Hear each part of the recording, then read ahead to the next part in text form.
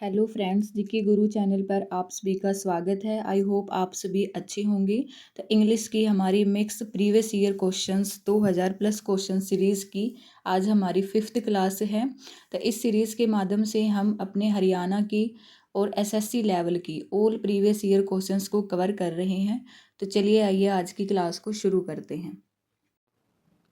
First question है, everybody know the answer to this question. इस question में हमें एरर फाइंड आउट करना है। तो बताइए कहाँ पर एरर है।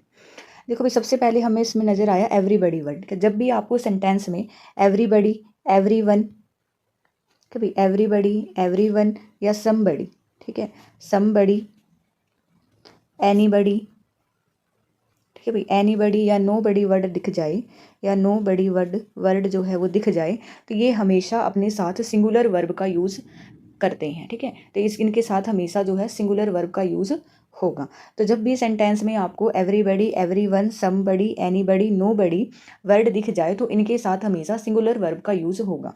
तो देखो भाई, सेंटेंस में एवरीबडी हमें मिला, उसके साथ में जो नो है वो प्लूरल है भाई। ठीक है, प्लूरल वर्ब है। नो क्या है? प्लूरल वर्ब का यूज़ किया गया है, जो कि गलत होगा। तो नो की जगह पर किसका यूज़ होगा? नोज होगा भाई। ठीक है, क्या होगा? नोज होगा। Everybody knows the answer to this question. तो कहाँ पर एरर है? Option number B. Option number B जो है इस क्वेश्चन का राइट आंसर होगा। नेक्स्ट क्वेश्चन है question number 2, each of the players have been given a certificate. बताएं इस क्वेश्चन में कहाँ पर एरर है। Each of the players have been given a certificate. देखो भाई, इस सेंटेंस में हमें दिखा ईच वर्ड। ठीक है, ईच ऑफ, ईच वर्ड जो होता है वो हमेशा सिंगुलर माना जाता है भाई। ठीक है, ईच वर्ड जो होता है वो हमेशा सिंगुलर होता है और अपने साथ हेल्पिंग वर्ब भी सिंगुलर ही लेता है। ठीक है, इसके साथ हमेशा हेल्पिंग वर्ब क्या होगी? सिंगुलर हेल्पिंग वर्ब का यूज़ होगा। ग्रामर रूल ऐसा कहता है। चाहे ईच के बाद देखो भाई, अभी सेंटेंस में each of the players, players जो है यहाँ पर प्लूरल नाउन गिवन है। ठीक है, और उसके अकॉर्डिंग ही यहाँ पर हैव बीन गिवन जो है हेल्पिंग वर्ब का यूज़ किया गया है, जो कि यहाँ पर गलत होगा भाई। भले ही ईच ऑफ वर्ड के साथ आपको प्लूरल नाउन गिवन हो, तब भी हेल्पिंग वर्ब जो होगी वो सिंगुलर ही होगी। ठीक है, सिंगुलर वर्ब का ही यूज़ किया जाएगा, क्योंकि ईच जो होता है वो सिंगुलर वर्ड होता है। तो हैव बीन गिवन नहीं, हैव की जगह क्या आएगा? हैज़ का यूज़ होगा भाई। हैव की जगह क्या आएगा? हैज़ आएगा। तो इस क्वेश्चन का राइट आंसर क्या होगा? Option number B. यहाँ पर जो है एरर दिया गया है। नेक्स्ट क्वेश्चन है question number 3, dash he was tired he completed the work on time. Dash he was tired he completed the work on time. ये कंजक्शन का क्वेश्चन है भाई। बताएं इस क्वेश्चन का राइट आंसर क्या होगा।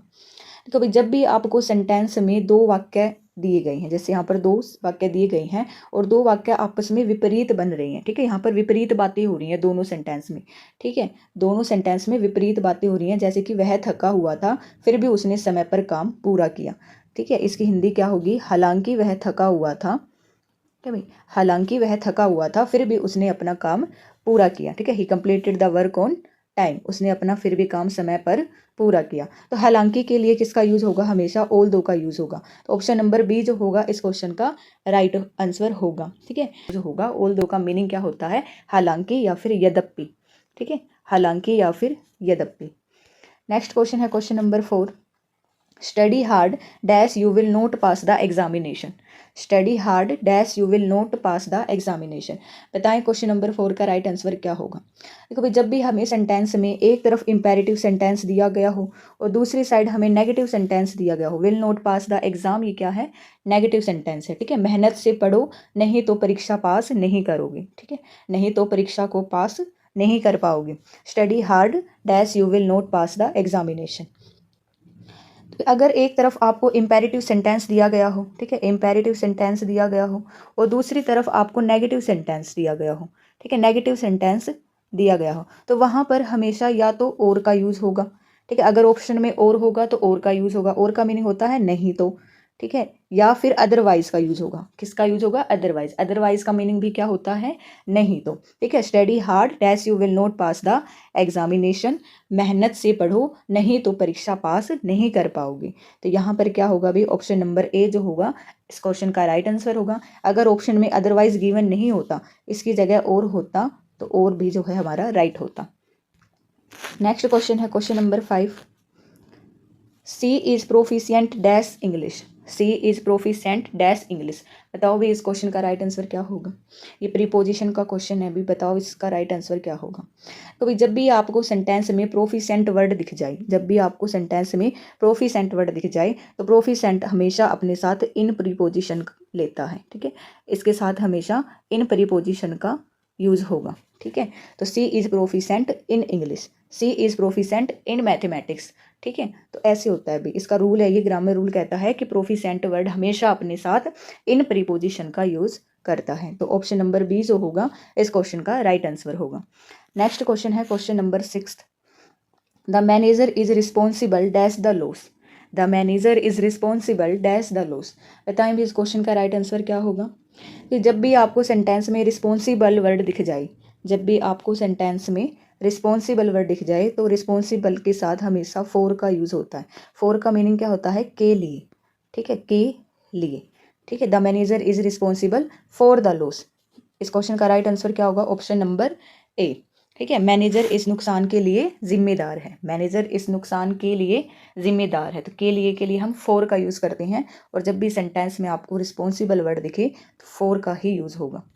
नेक्स्ट क्वेश्चन है question number 7। When I reached the airport the flight dash, when I reached the airport the flight dash. बताएं भी इस क्वेश्चन का राइट आंसर क्या होगा। जब मैं एयरपोर्ट पर पहुंचा तब तक फ़्लाइट उड़ चुकी थी, जब मैं एयरपोर्ट पर पहुंचा तब तक जो फ़्लाइट है वो उड़ चुकी थी। देखो फ्रेंड्स, जब भी सेंटेंस में आपको ऐसा लगे कि जो काम पहले पूरा हो चुका है और दूसरा काम बाद में हुआ है, ठीक है, जो काम पहला पूरा हो चुका है, यानी दो घटनाएं घटी हों जिस सेंटेंस में कि एक काम पहले पूरा हो चुका है और दूसरा काम बाद में हुआ है, तो वहाँ पर हमेशा पास्ट परफेक्ट टेंस का यूज़ होता है।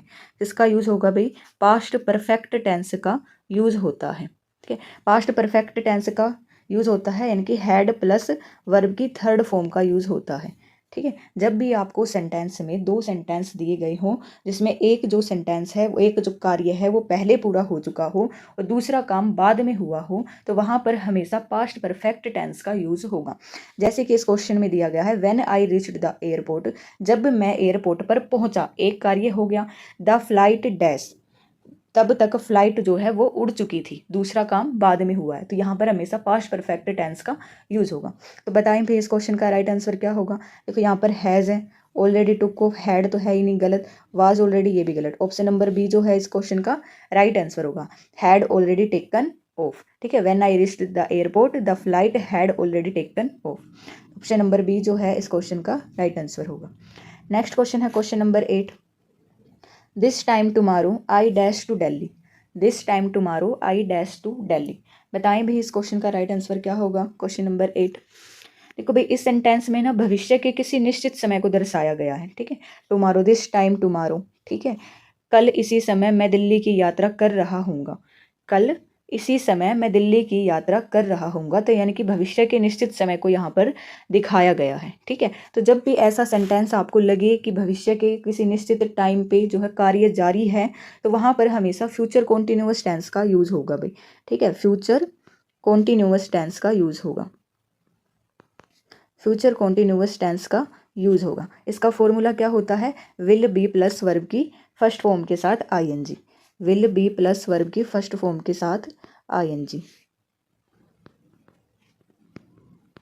ठीक है भाई। इसका यूज़ होता है फ्यूचर कॉन्टिन्यूअस टेंस के लिए।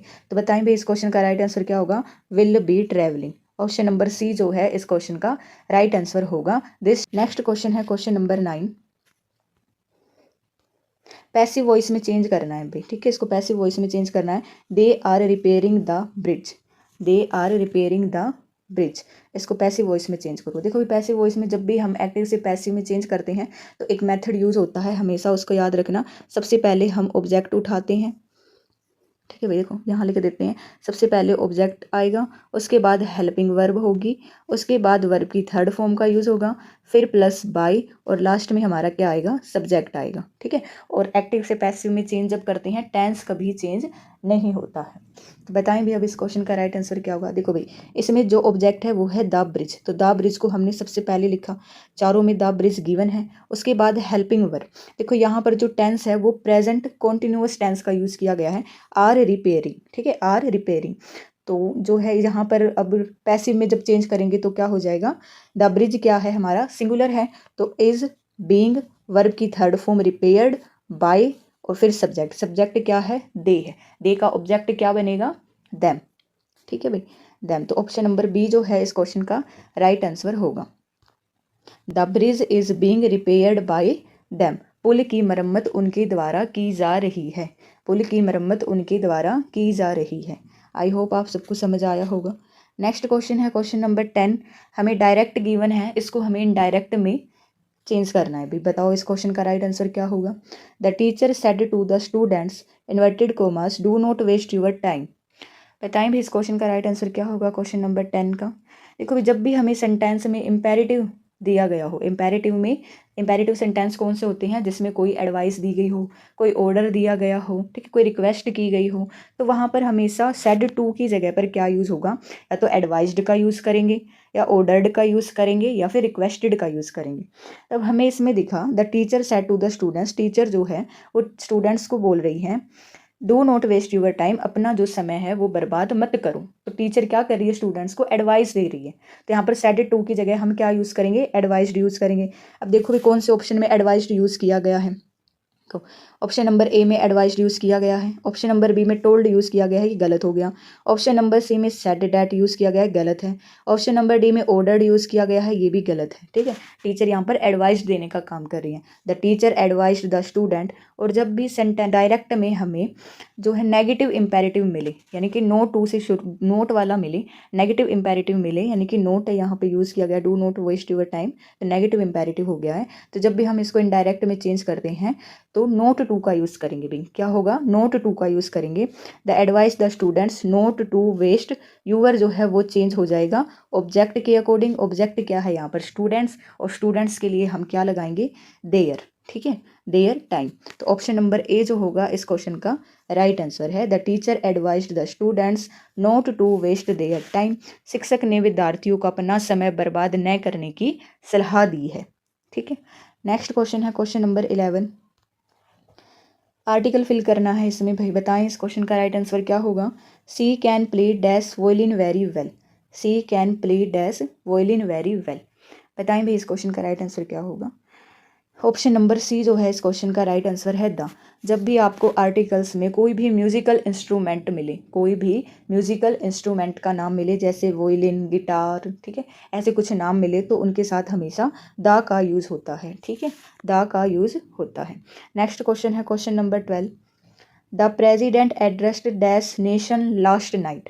इसमें भी आर्टिकल फिल करना है। बताएं इस क्वेश्चन का राइट आंसर क्या होगा। The president addressed dash nation last night. देखो भाई, जब भी कोई भी सेंटेंस में आपको कोई विशेष व्यक्ति या कोई विशेष वस्तु की बात हो रही होती है, तो वहाँ पर हमेशा द का प्रयोग किया जाता है। ठीक है, तो यहाँ पर क्या आएगा भाई, ऑप्शन नंबर सी जो होगा इस क्वेश्चन का राइट आंसर होगा, द नेशन लास्ट नाइट। ठीक है, राष्ट्रपति ने कल रात राष्ट्र को संबोधित किया, तो द नेशन होगा भाई। ठीक है, क्योंकि ये स्पेशल हो गया ना, क्योंकि राष्ट्रपति ने नेशन को संबोधित किया, ये स्पेसिफिक हो गया, तो कोई भी स्पेसिफिक पर्सन या स्पेसिफिक थिंग के साथ हमेशा द का यूज़ होता है। नेक्स्ट क्वेश्चन है क्वेश्चन नंबर 13, इसमें हमें सैनोनियम बताना है रैपिड का भी। ठीक है, रैपिड का सैनोनियम बताएं भी, क्या होगा इस क्वेश्चन का राइट आंसर। तो रैपिड का मीनिंग होता है तेज या फिर शीघ्र। ठीक है, तेज या फिर शीघ्र। तो सैनोनियम होता है समानार्थी शब्द, एक जैसा शब्द बताना जिसका मीनिंग दोनों का एक जैसा हो। तो रैपिड का मीनिंग होता है तेज या फिर शीघ्र। इसका राइट आंसर होगा ऑप्शन नंबर बी, स्विफ्ट। ठीक है, स्विफ्ट का मीनिंग भी क्या होता है, तेज या फिर शीघ्र।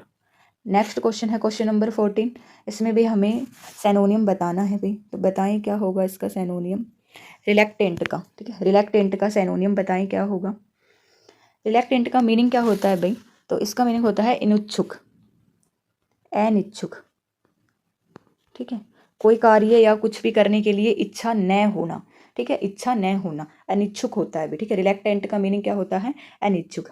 अब बताएं भी इस क्वेश्चन का राइट आंसर क्या होगा। Option number B, unwilling. Unwilling का मीनिंग भी क्या होता है, अनिच्छुक।